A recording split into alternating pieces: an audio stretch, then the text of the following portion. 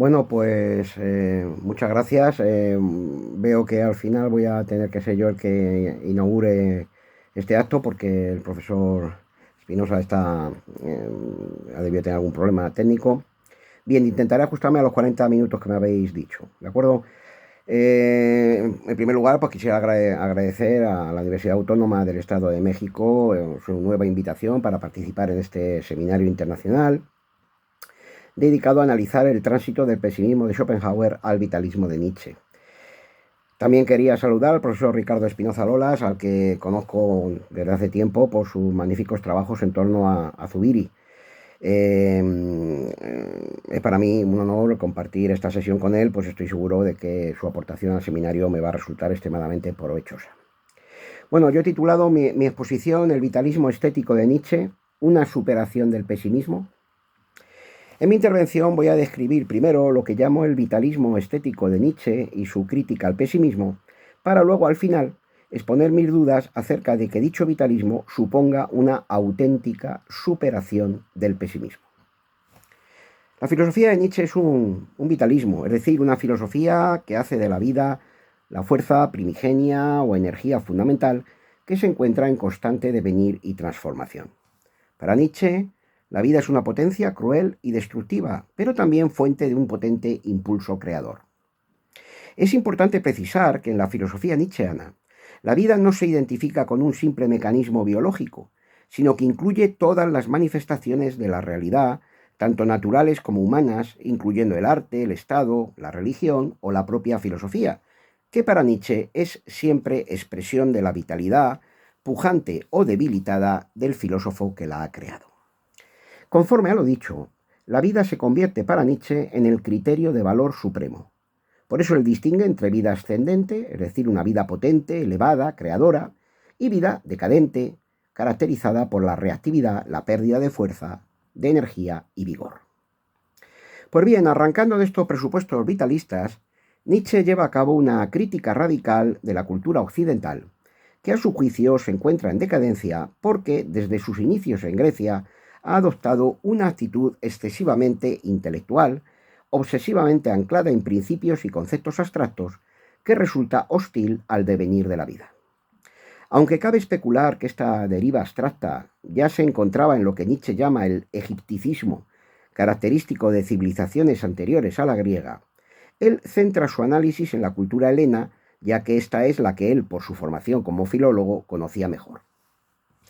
Nietzsche lleva a cabo una genealogía de la crisis que atraviesa la cultura occidental en nuestra época, y cree encontrar sus inicios primero en el platonismo, luego en el cristianismo, un platonismo vulgarizado para el pueblo, más tarde en el racionalismo y el idealismo, Kant, Hegel, luego, finalmente, en el pesimismo, la filosofía pesimista, Schopenhauer, Eduard von Hartmann, Julius Bansen, Philipp Mailänder y, por último, en la ciencia moderna.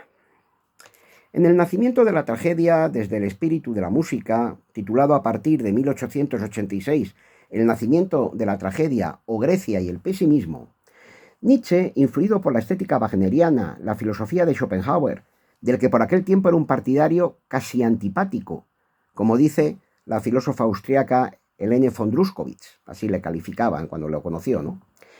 Y las lecciones sobre la historia de la cultura griega de Jacob Burckhardt, proyectadas en 1860, escritas en 1869 y leídas por primera vez ante un público del que formaba parte Nietzsche en 1872, Nietzsche interpreta la tragedia griega, como es sabido, desde las categorías estéticas de lo apolíneo, símbolo de la razón, el equilibrio y la armonía, y lo dionisíaco, símbolo de lo orgiástico, lo inconsciente, lo instintivo y la vitalidad desbordada.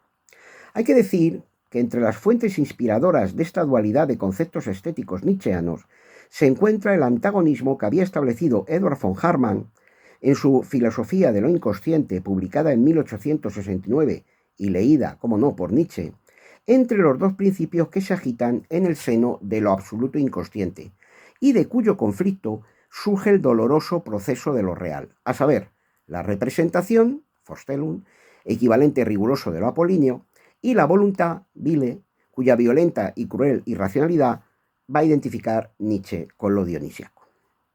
Igual que Burckhardt, Nietzsche considera que los griegos fueron un pueblo que adolecía de un profundo pesimismo, pero a pesar de ser conscientes del carácter terrible de la existencia, fueron capaces de hacerla soportable creando un bello mundo ilusorio de representaciones artísticas, especialmente en la tragedia, que expresaban el perfecto equilibrio alcanzado en su cultura entre lo apolíneo formal y lo dionisíaco vital.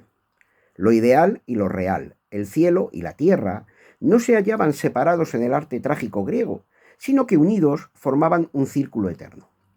También los filósofos preplatónicos, como los llama Nietzsche en las lecciones que impartió entre 1872 y 1873, fueron capaces de elaborar una síntesis estética entre ambos principios, pues aunque algunos, como Anaximandro y Empédocles, se caracterizaron, según dice Nietzsche, por su pesimismo, otros, como el genial Heráclito, propusieron una filosofía que sintetizaba magistralmente el ser y el devenir, la razón y la vida en el seno del eterno fluir de la naturaleza y en la que se pronunciaba un rotundo sí al mundo y a la existencia.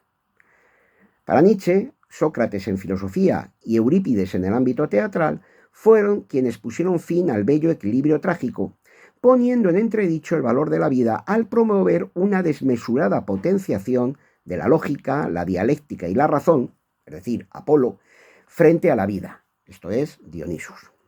La crítica de Sócrates y la razonadora verbosidad de los personajes de Eurípides contribuyó, según Nietzsche, a escindir el alma del cuerpo y a considerar la razón como el único camino para conseguir la arete, es decir, la virtud y la excelencia personal, instaurando con ello la desconfianza hacia el cuerpo, el instinto y las pasiones. Platón, por su parte, tras destruir las tragedias que había compuesto en su juventud, según nos cuenta Diógenes Laercio, consumó el error de su maestro Sócrates al desgajar la realidad en dos universos e inventar el mundo verdadero de las ideas abstractas frente al mundo aparente sensible al que desde ese momento se pasó a considerar como falso y engañoso, negando el testimonio de los sentidos. A partir de entonces, dice Nietzsche, el error de la metafísica occidental ha consistido en justificar los valores morales y los conceptos abstractos, creando un supuesto mundo superior, verdadero e ideal, opuesto al mundo de la vida que se niega como falso. Este error proviene de lo que Nietzsche denomina el fetichismo del lenguaje o la creencia en la gramática. Es decir, haber considerado al lenguaje como algo autónomo, de modo que las abstracciones parecen designar entes verdaderos, existentes por sí mismos, cuando en realidad no son más que palabras vacías. En esto desemboca precisamente el egipticismo anteriormente mencionado. Los filósofos recurren a conceptos en lugar de emplear metáforas, dice Nietzsche, para describir la realidad de una forma estática, unívoca y definitiva, convencidos de que todo lo que cambia o deviene es una realidad imperfecta o de segunda clase. Ha sido tal egipticismo el que ha llevado a la filosofía occidental a elaborar un repertorio de conceptos religiosos, metafísicos o científicos puramente formales, con la absurda pretensión de que contienen lo más auténtico y granado de la realidad, cuando no son más que simples momias conceptuales, un columbario, son términos que emplea Nietzsche, ¿no?, que alberga un mísero osario polvoriento desprovisto de vida. Para Nietzsche, en cambio, en la vida no existen verdades absolutas, ni una cosa en sí frente a los fenómenos, sino que los fenómenos, las apariencias, son lo único existente.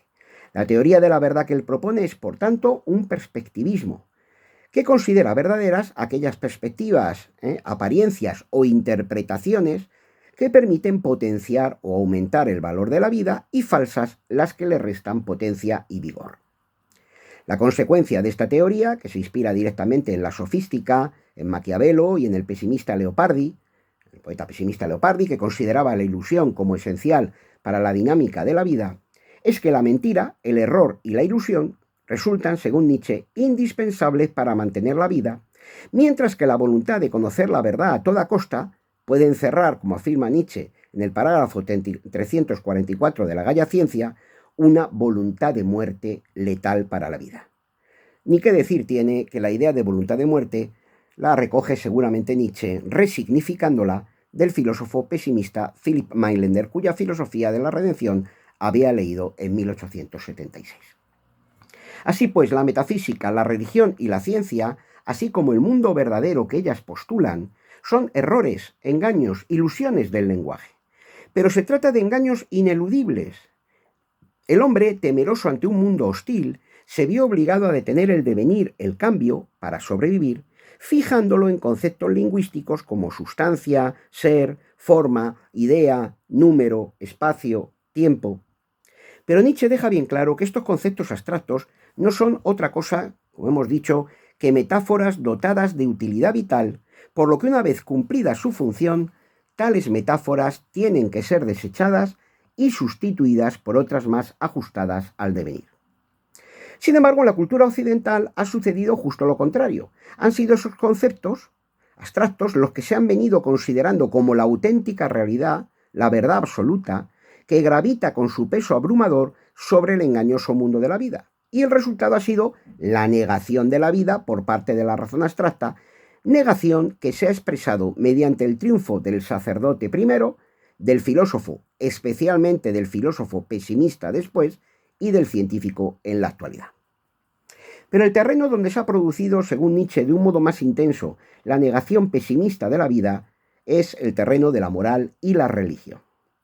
La moral socrático-platónica, en la que los valores se sitúan en un mundo ideal, subsistente más allá del mundo sensible, ya era profundamente contraria a la vida, pues se centraba en el alma racional y negaba la pasión, el instinto y el cuerpo como algo inferior. Pero unos siglos después, cuando la religión y la moral cristianas triunfaron definitivamente sobre el paganismo, los valores del resentimiento y de la venganza acabaron por imponerse a los valores vitales al ser proyectados en un Dios absoluto situado en el más allá, frente al cual el mundo, el hombre y la vida equivalen a una nada corrupta que es menester negar y sacrificar en aras de la trascendencia. Cabe subrayar que aunque prima facie, la moral cristiana parece pesimista respecto de la vida porque considera ciertamente este mundo como un valle de lágrimas y el cuerpo como algo pecaminoso y malo, lo cierto es que en el fondo es una moral optimista, porque confía en la existencia del más allá y de un Dios que compensará al creyente de los sufrimientos que ha padecido en esta vida. Para Nietzsche, la moral cristiana es un síntoma de la decadencia, de la enfermedad que atraviesa la vitalidad de la cultura occidental. Si en la antigüedad bueno equivalía a elevado espiritualmente, noble, bello, aristocrático y malo, a ruin, débil, vulgar, plebeyo, imperando una moral de señores, el cristianismo introdujo una moral de esclavos que, llena de resentimiento y odio hacia la vida superior, invirtió los valores considerando bueno a los hombres pequeños, mezquinos, ruines y bajos, mientras que los hombres nobles, superiores, elevados física y espiritualmente, eran calificados de malvados. Desde entonces el individuo vitalmente débil trata de rebajar al hombre superior, minando su plenitud y fortaleza vital. Partiendo de una divinidad que se halla fuera de la vida, el cristianismo condena todo lo que es generoso, noble, fuerte y elevado. No obstante, y paradójicamente, la moral de los débiles era una moral de la fuerza, porque aunque torticera, vamos a decirlo así, pues fue utilizada por estos para vengarse de los más fuertes y mermar sus energías vitales. Sin embargo, con la Ilustración y el avance de la ciencia, se ha producido un acontecimiento histórico, la muerte de Dios. Ya a estas alturas ya parece evidente que Nietzsche seguramente toma este concepto, aparte de otras fuentes, casi con toda seguridad, de la filosofía de la redención de Mailander, antes cité, que ya digo había leído en 1873. Pero hay que decir que Nietzsche reinterpreta el significado de esta expresión. Si para Mailander Dios ha muerto en el sentido de que el óbito suicida de la divinidad dio lugar al surgimiento del mundo, a la dispersión en la multiplicidad, para Nietzsche son los propios seres humanos los responsables de haber matado a Dios, es decir, de haber dejado de creer en él. Dicho de otro modo, si en Mailander la muerte de Dios es un problema, ante todo, ontológico, en Nietzsche es más bien un problema axiológico. La muerte de Dios implica la pérdida del fundamento religioso sobre el que se sustentaba el sistema de valores de la cultura occidental, dando lugar al nihilismo, fenómeno por el cual, al eclipsarse el sol divino, todos los valores supremos que se habían sustentado en él pierden su validez. Ahora, dice Nietzsche, falta el fin, falta la respuesta al porqué, y la existencia humana se hunde en el vacío. Pues bien, entre los síntomas más evidentes que permiten diagnosticar el nihilismo contemporáneo se encuentran los que Nietzsche califica de modernos pesimistas decadentes. Schopenhauer, Eduard von Hartmann, Bunsen, Mailander, Leopardi, Baudelaire, los hermanos Goncourt o Wagner, ¿no? Serían los principales representantes de ese pesimismo, de esa vitalidad enferma característica del hombre contemporáneo. Pero con todo, Nietzsche considera que hay algo aún peor que el nihilismo, a saber, tener la cobardía de no enfrentarse a él. Es ese apocamiento el que ha llevado al hombre contemporáneo a crear un conjunto, dice él, de ídolos abstractos que han venido a sustituir al viejo Dios cristiano muerto. El Estado, el progreso, la utilidad, la democracia, la ciencia, todas ellas son fórmulas abstractas en las que nuestra época decadente se esfuerza por querer a toda costa, rindiéndoles un culto espurio, aunque continúan ahogando la fuerza espontánea de la vida. El hombre, al que Nietzsche define como un ser que venera y que prefiere querer la nada a no querer, ha forjado una suerte de idolatría atea contemporánea que constituye sin duda una de las más señaladas características de la época actual, dominada por, dice él, la máxima oscuridad, y en la que triunfa una concepción de la vida rebajadora, gregaria, niveladora, democrática y sumisa con las neblinosas abstracciones recién mencionadas, en la que busca apoyo el debilitado hombre pesimista contemporáneo para sortear la desesperación, el pesimismo y el cansancio vital que le acucian. Vivimos, en suma, en la época del último hombre, que en palabras de Nietzsche es el ser más despreciable, el más feo de los hombres. Ahora bien, igual que sucede en la alquimia, donde a la fase desesperada del anigredo le suceden las fases luminosas de albedo y rubedo, preludio del hallazgo del oro filosofal, también en el pesimismo nihilista tiene para Nietzsche un aspecto positivo que puede conducir a una transmutación o transvaloración de los valores. Pues en efecto, si Dios ha muerto, entonces el horizonte se despeja ante el ser humano para que éste pueda desarrollar libremente y sin trabas su creatividad, produciendo valores nuevos que conserven y hagan crecer la vida. La superación del nihilismo y del pesimismo requiere, por tanto, cambiar de paradigma filosófico, según Nietzsche, y sustituir la metafísica por el arte, culminando su filosofía en una estética. Esto significa que en el futuro el ser humano deberá superarse a sí mismo y ser capaz de ejercitar su creatividad para forjar nuevos valores, igual que los artistas geniales crean sus mejores obras. Para superar el nihilismo, Nietzsche plantea una filosofía nueva, alternativa a la decadente metafísica occidental que cabe definir como un vitalismo estético, y que gira en torno a 4 conceptos estrechamente relacionados entre sí. Formarían como un círculo, digamos, ¿no? Cada uno remite a los otros. La voluntad de poder, el eterno retorno, el superhombre y la transvaloración de los valores. Para Nietzsche, el universo entero, incluido el ser humano, es voluntad de poder, es decir, un conjunto de fuerzas y energías en constante devenir que chocan sobreponiéndose unas a otras, dando y recibiendo formas, buscando producir fenómenos cada vez más elevados y perfectos. Como impulso creador de formas que subyace a la vida, la voluntad de poder no aspira simplemente a ser, sino a ser más y mejor. Donde se expresa más intensamente es en la fuerza de voluntad que caracteriza la actividad creadora del genio, especialmente el genio artístico. Mediante la voluntad de poder, Nietzsche cree poder reconciliar el impulso formal apolíneo y el impulso vital dionisíaco que la metafísica occidental había segregado artificialmente. El concepto de voluntad de poder va unido al del eterno retorno que Nietzsche consideraba su pensamiento más profundo y que introduce en el aforismo 341 de la Gaia Ciencia y luego desarrolla más en Así habló Zaratustra. Con él, Nietzsche pretende recuperar la visión trágica de la realidad propia del pensamiento presocrático, puesto que no hay otro mundo que este, la Tierra, entre comillas, ¿no? Y su núcleo es voluntad de poder. Esta, como conjunto finito de fuerzas que se despliegan a lo largo de un tiempo infinito, da lugar a una eterna repetición de las configuraciones del universo. Cualquier estado del universo se ha manifestado ya infinitas veces en un anillo eterno. Este eterno retorno del instante, que implica a la vez el eterno cambio o devenir y una absoluta detención del tiempo, permite unir finitud e infinitud, tierra y cielo, haciendo que cada momento de la existencia adquiera rango de eternidad y por tanto un valor infinito. La idea del eterno retorno es trágica, terrible, pues anula cualquier esperanza. Solo queda la vida repitiéndose eternamente con su carga de dolor y de alegría. Ante esta perspectiva, el hombre nihilista, el pesimista, caen en la desesperación. En cambio, el hombre superior, el superhombre, siempre fiel a la vida, comprende el verdadero sentido del eterno retorno. Sabe que a cada instante se repetirá infinitas veces y que por tanto no solo hay que querer volver a vivirlo, sino también que es menester ejercitar la voluntad de poder para recrearlo y elevar su gradiente de valor, haciendo de él algo único, lo más perfecto posible. Igual que el hombre procede por evolución del mono, el hombre ha de ser un puente hacia el superhombre del futuro. Pero la diferencia estriba en que el advenimiento del superhombre no se deberá a la evolución biológica, dice Nietzsche, sino que depende de una decisión de la voluntad humana que debe proponerse superar la simple humanidad. El superhombre no es, pues, una nueva raza biológica, sino un proyecto a realizar, algo que debe ser querido.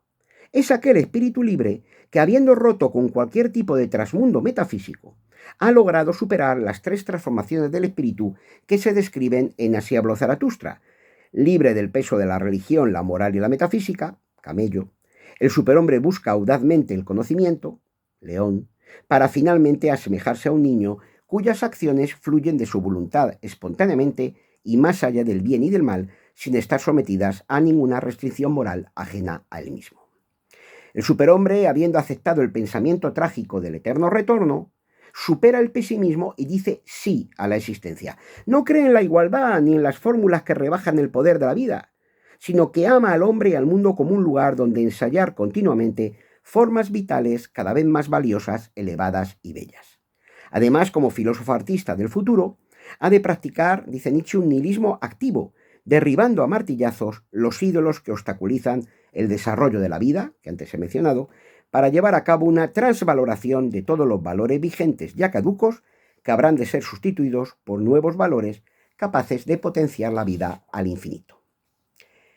El superhombre deberá encargarse de forjar los mejores simulacros, las mejores apariencias, los mejores engaños posibles. Esas apariencias son la realidad, porque para Nietzsche solo el mundo aparente es real. Pero el filósofo, igual que el artista, habrá de esforzarse por seleccionarlas, reforzarlas, corregirlas y elevarlas. Y esto es arte, estética, en el sentido más alto de la palabra. Por ello, el filósofo del futuro será también el supremo artista trágico, puesto que su tarea es la de crear un mundo, una humanidad y una política cada vez más plenos, elevados y bellos, en el marco de lo que el último Nietzsche llama la gran política. Esto significa que el superhombre, frente a la voluntad de verdad de la religión, esto es importante lo que voy a decir ahora para lo que vendrá luego, ¿no? Repito, esto significa que el superhombre, frente a la voluntad de verdad de la religión, la filosofía y la ciencia anteriores, sostiene expresamente una voluntad del error, de la mentira o del engaño, es decir, de la ilusión, de lo aparente, en suma, del arte, que permite presentar las más bellas objetivaciones de la voluntad de poder, es decir, las mejores apariencias. La existencia, en definitiva, es para él un campo de experimentación estética en el que la vida ha de vivirse con la máxima intensidad posible. Como estamos viendo, una de las tareas esenciales del superhombre nietzscheano será enfrentarse a los aspectos más detestados e infames de la existencia, que son los que dan lugar al pesimismo. En el parágrafo 1041 de los fragmentos póstumos recogidos con el título La voluntad de poder, ¿no?, Nietzsche afirma que la pregunta que nos permite medir el valor del superhombre es la siguiente: ¿cuánta verdad soporta? ¿A cuánta verdad se atreve un espíritu? Pues para él, toda conquista del conocimiento es consecuencia del coraje, de la dureza y la pureza consigo mismo. El superhombre vive una filosofía experimental filosofía, que anticipa a manera de ensayo la posibilidad del nihilismo fundamental, pero sin que ello quiera decir que se detenga en una negación, en el no, en una voluntad de no, Willen zu Nein, sino que él quiere más bien lo contrario, la afirmación dionisíaca del mundo, tal como éste es, sin excepciones. Quiere el círculo eterno, con todo lo lógico e ilógico que encierra. A juicio de Nietzsche, este es el estado más elevado que puede alcanzar el filósofo sobrehumano, superhumano, permanecer dionisíacamente en la existencia, siendo la fórmula que expresa tal actitud amor fati.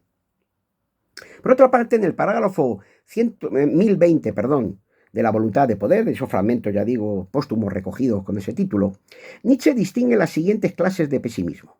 El pesimismo de la sensibilidad, es decir, la escasa excitabilidad, la excesiva excitabilidad con preponderancia de los sentimientos de displacer. El pesimismo de las voluntades no libres, es decir, la falta de fuerza de inhibición de los estímulos. El pesimismo de la duda, el horror de todo lo que es fijo, sobre todo del tomar y del tocar. El pesimismo moral de Pascal, el pesimismo metafísico de los Vedanta, el pesimismo social de los anarquistas o de Shelley, y el pesimismo de la compasión, como cita él, el de Tolstoy o el de Alfred de Vigny. Todos ellos, nos dice, son manifestaciones claras de decadencia, indicios de una enfermedad, pues en ellos predomina el no a la vida. Frente a ellos, él plantea un pesimismo de la fuerza, pessimismus der Stärke, por el cual el hombre no tiene ya necesidad de justificar el mal, sino que goza el mal puro y crudo y encuentra el sinsentido doblemente interesante. Si antes tuvo, estoy citando a Nietzsche, si antes tuvo necesidad de un Dios, ahora le fascina el desorden universal. Sin Dios, un mundo azaroso, de cuya esencia forma parte lo terrible, lo enigmático, lo que seduce. En semejante situación, lo que hay que justificar es precisamente el bien, dice Nietzsche, que debe tener un trasfondo malo y peligroso o encerrar en sí una gran estupidez. Entonces gusta más.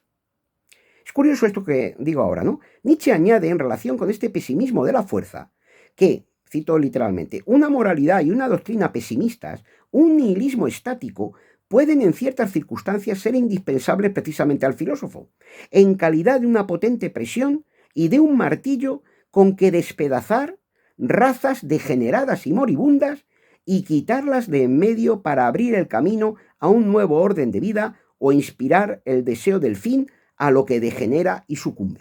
Por tanto, digamos, el filósofo superhombre, ¿no?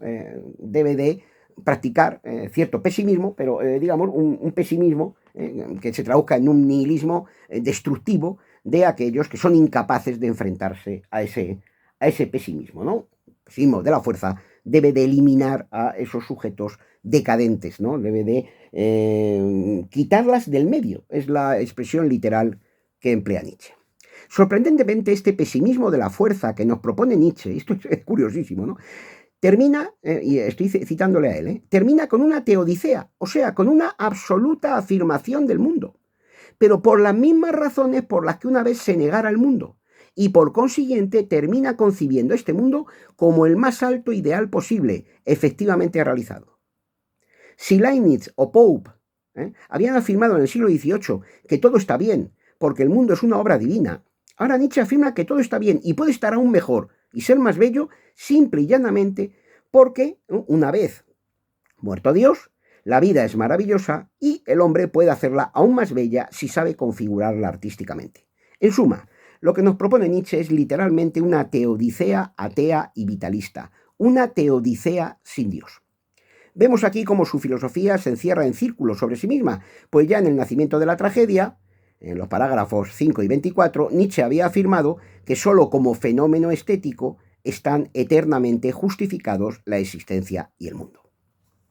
Dicho todo lo anterior, deseo plantear para terminar la cuestión de si el vitalismo nietzscheano supone una auténtica superación del nihilismo y del pesimismo, o más bien, como señaló Rudolf Eucken, ¿no? Nietzsche protesta contra el pesimismo más que lo supera, ¿no?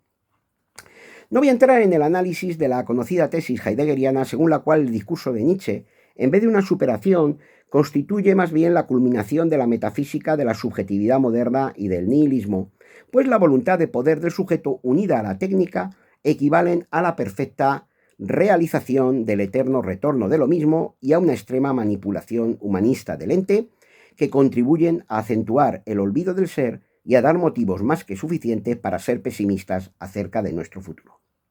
Tampoco voy a examinar la endeble manera, a mi parecer, de argumentar de Nietzsche, que parece moverse en círculo.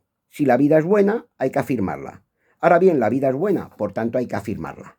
Y si alguien no se queda satisfecho con tan espléndido razonamiento y se atreve a preguntar por qué es buena la vida, la respuesta suena porque sí. Y por eso tienes que decirle sí a la vida sin paliativos. Yo aquí voy a referirme tan solo a la voluntad de creer que según Nietzsche caracteriza al último hombre contemporáneo, llevándole, como dije antes, a forjar una serie de ídolos abstractos que le permiten soportar la vida, eludir el pesimismo y escapar de la desesperación. Mi pregunta es, ¿no cabría considerar el propio vitalismo nietzscheano como uno más de estos ídolos?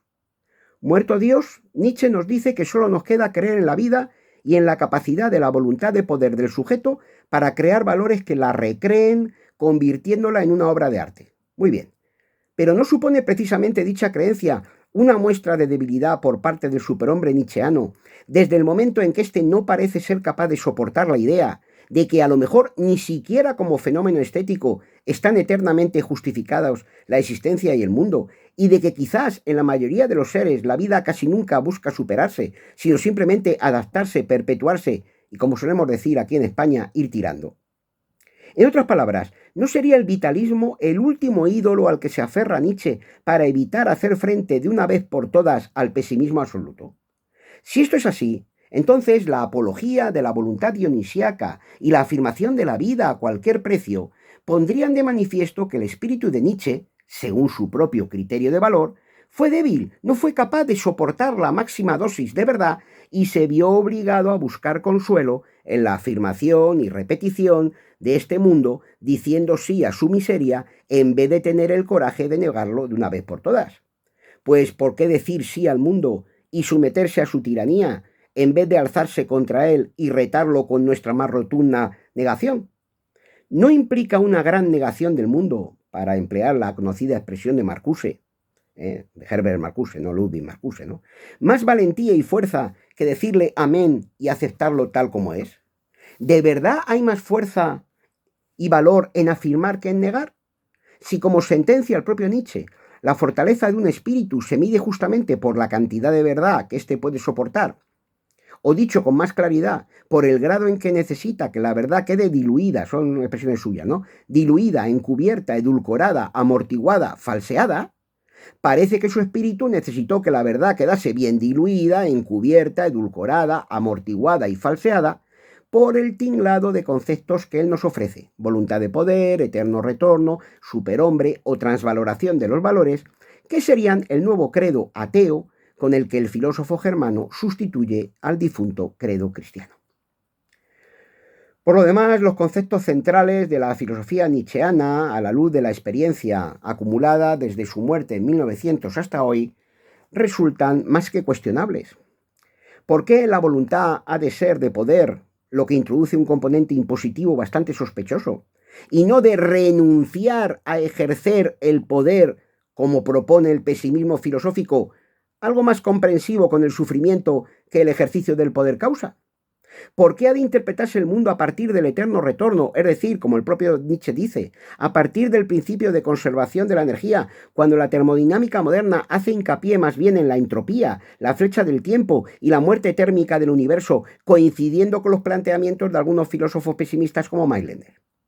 Por otra parte, ¿en qué ha desembocado aquella transvaloración de todos los valores que se supone había de potenciar la vida? ¿Acaso en la orgiástica música pop moderna, que ha acabado con los valores musicales de los supuestamente decadentes compositores románticos? Esto lo ha señalado muy bien el filósofo italiano Manlio Sgalambro, el filósofo pesimista italiano Manlio Sgalambro, en su análisis muy crítico con la música contemporánea, ¿no? La música pop contemporánea.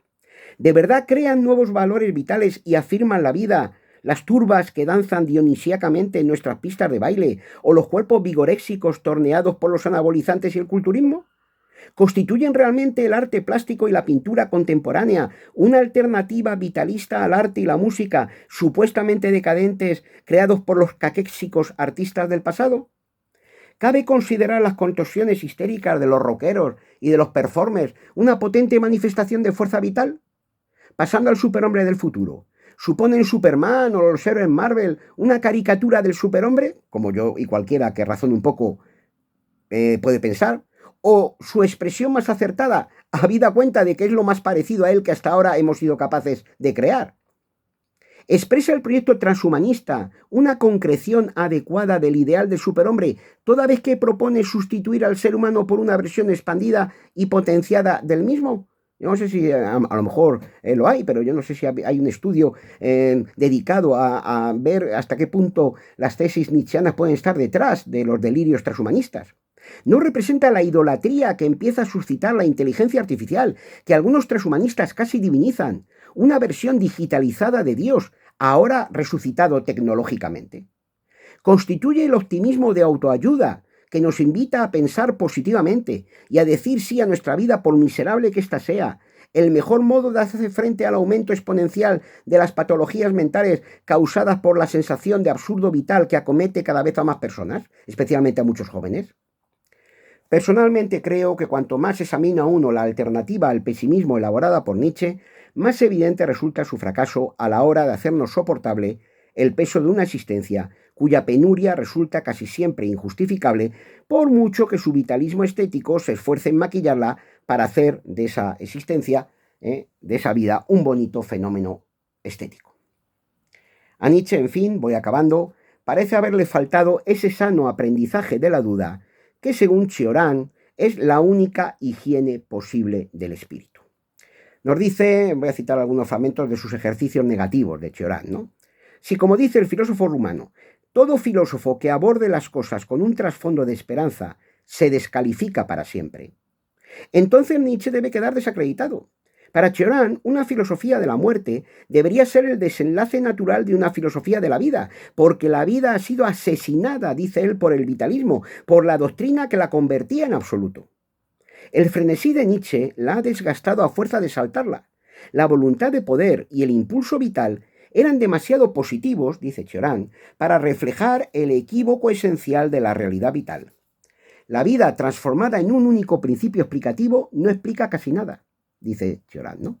La historia de la filosofía no es sino el desgaste de los absolutos que se van agotando uno tras otro por su propia limitación y por el hastío que inspirarán necesariamente algún día, de manera que hasta el impulso vital se desinfla a fuerza de ser experimentado y acabamos descubriendo que sus ausencias ocupan más espacio en el mundo que su pujanza.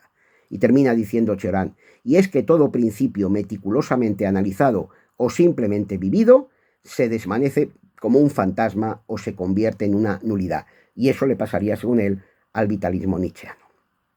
Parece, pues, y con esto termino, llegado el momento de renunciar al último fetiche, el vitalismo estético nietzscheano, y de que regresemos a la certeza del pesimismo. Ese sería el último ídolo, ¿no? En el que, por decirlo, nos hemos esforzado por creer. Yo mismo, durante buena parte de mi vida, fui un nietzscheano convencido, pero igual que le pasó a él con Schopenhauer o con Wagner, afortunadamente, y lo digo siempre, me he salvado a mí mismo de ese credo, ¿no?